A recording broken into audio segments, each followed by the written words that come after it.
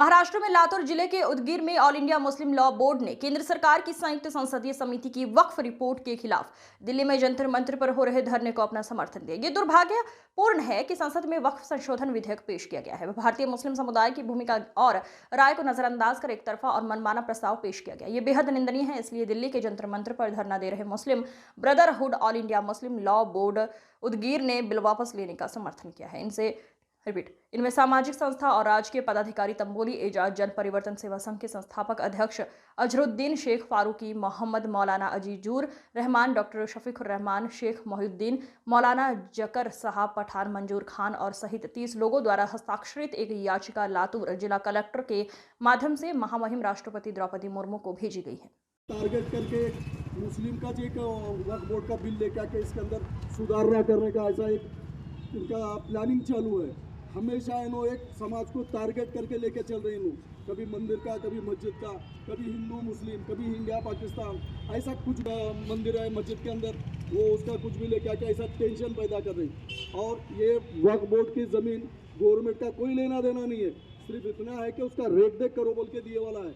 जो हमारे मुस्लिम समाज के जो बड़े जो ज़मींदार थे उन्होंने वक्फ करे वाली ज़मीन है। ये गरीब मुस्लिम के वास्ते जो बेवा गुर्बत के जो लोग हैं उनका खर्चा चलना, मस्जिद का खर्च चलना, इसके वास्ते लाए वाला है। वो तो इन्हों लेके आके इसमें अब वो पूरे ज़मीन आगे वाले और वो हड़पना ऐसा इनका चल रहा कार्यक्रम, ऐसा चलने नहीं देने वाले।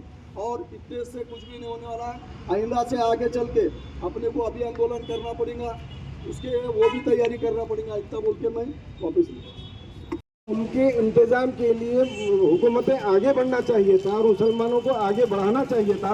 उसके बरखिलाफ मुसलमानों की अपनी जो जायदादें हैं उसको हड़पने की कोशिश की जा रही है। और हुकूमत की नीयत इस बात से हम भाप सकते हैं कि झारखंड में जो एक्सा सिविल कोड नाफिज किया गया है, मुसलमानों को तो एक्सा सिविल कोड में शामिल किया गया है, लेकिन आदिवासी और दूसरे जो दलित वगैरह हैं उनको उससे मुस्तस्ना रखा गया है। इसके ऊपर उनकी नीयत का अंदाज़ा लगाया जा सकता है। और इसके अलावा जिस तरह और यहाँ की हुकूमतें सीधा सीधा अगर ये कहें कि इजराइल के नक्शे कदम पर चलना चाहती है, क्योंकि फ़लस्तीन को जिस तरह बेघर कर दिया गया है, मुसलमानों को भी इसी तरह यहाँ से बेघर करने का इंतज़ाम किया जा रहा है। इसलिए मैं हुकूमत से अपील करता हूँ कि ये मुस्लिम वक्फ बोर्ड की जो तरमीमी बिल पेश किया जा रहा है उसको कैंसिल किया जाए और हम मुस्लिम पर्सनल लॉ बोर्ड जो आज एहतजाजन जंतर मंतर पर जमा है उनकी भरपूर तायद करते हैं और उसके खिलाफ हम पूरे के पूरे एकजुट हैं। निवेदन किसके पास है लेकर निवेदन कापी किसी के पास? आज वक्फ बोर्ड की जो पूरे भारत देश में मुसलमानों की जो जायदादें हैं, तो इस जायदादों के ऊपर सभी ने, हमारे उलमाए दीन ने जो आज जो दिल्ली में जंतर मंतर पे जो आज आवाज़ उठाई है, ये अब खामोश बैठने वाला नहीं है मामला। ये अति हो गया है। ये 2014 के जब से ये भारतीय जनता पार्टी जब से हुकूमत बैठी है, एक ही मुसलमानों को टारगेट बना के उनका दिमाग वरगलाना और ऐसे ही मुलवस हर मसले में रखना, ये उनका काम हो गया है। और आपस में इख्तलाफात डालना, आपस में इत्तेहाद तोड़ना, यहाँ की एकता और अखंडता को चूर चूर कर रहे हैं देश की। हम ये चाहते हैं ये वक्फ की जायदाद किसी की बाप की मिल्कियत नहीं है, ये सिर्फ मुसलमानों की मिल्कियत है, किसी की मिल्कियत नहीं।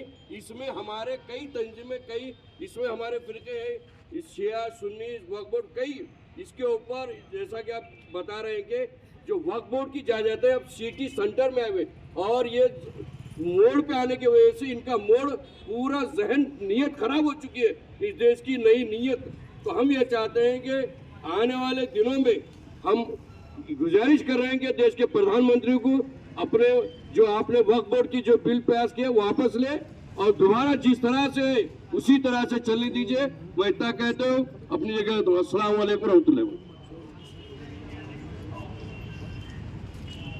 डॉक्टर शफीक साहब से गुजारिश करूंगा कि वो भी अपनी बात रखें।